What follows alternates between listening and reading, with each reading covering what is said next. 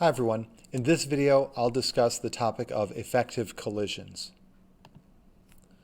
So what is an effective collision? This is when the particles of reactants are striking each other with enough energy and at the right angles to cause existing chemical bonds to be broken. This is going to allow new chemical bonds to be formed. So effective collisions mean that chemical reactions can actually happen. Let's consider the reaction of particle A with particle Bx, so this would be a molecule, producing B and AX. If particle A strikes the Bx molecule without enough energy, not at the correct angle, this is an ineffective collision if there's no chemical change, which is occurring. Let's consider this example now. If particle A strikes the Bx molecule and it's at the right angle and it has enough energy, the bond which holds B to X can be broken, separating B, allowing A to bond to X. So this effective collision leads to a chemical change or a chemical reaction. So we'll use another simulation from PHET. This one allows us to throw some particles at each other. So I have particle A, and then I have Bx, the molecule right here. And let's play this and see what happens. I'm going to launch a molecule by pulling on the plunger here, and let's see if we have a change process, which can be triggered by the collision taking place. So we see that particle A struck BC. However, there's not enough energy in this collision, so there is not going to be any chemical reaction taking place because the collisions now taking place between these particles here and there, they're not effective collisions. There's just not enough energy. They're not at the right angle to produce an effective collision. No bonds are being broken. No new bonds are being formed. Now, by raising the temperature, look what happens to the speed of the particles. It's increased, and what we see now on screen is that the particles, because they're moving with so much more energy, the collisions become effective, and that leads to chemical change occurring. So again, here we see a different example. We have particles which are moving fast enough to produce effective collisions, but by lowering the temperature, by slowing the particles down, we no longer have effective collisions taking place.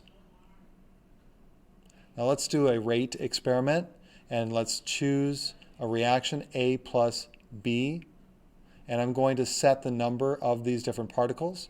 So I'll do 10 of particle A, 10 of molecule BC, and we're going to begin our experiment. We're going to use a cold setting for the temperature.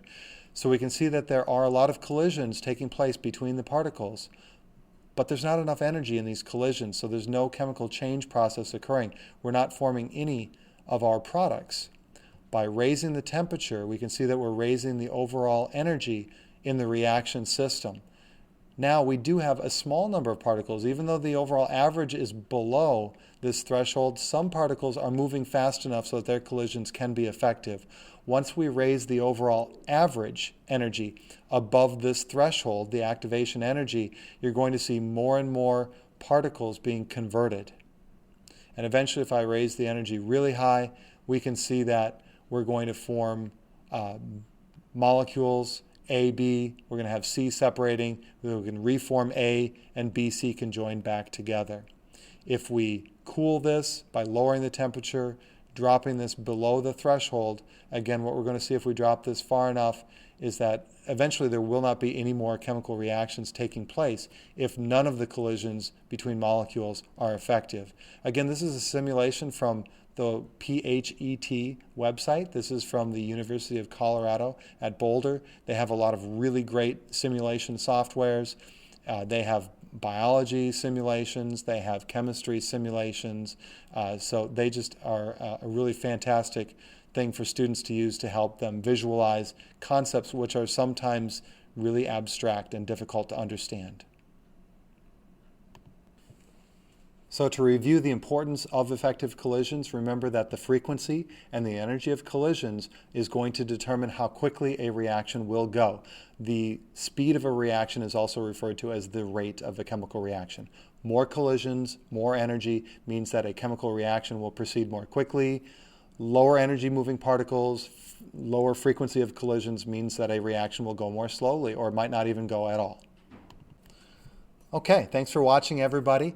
And if you have found this helpful, you can find more of my science videos at my YouTube channel, my Twitter page, and my classroom website.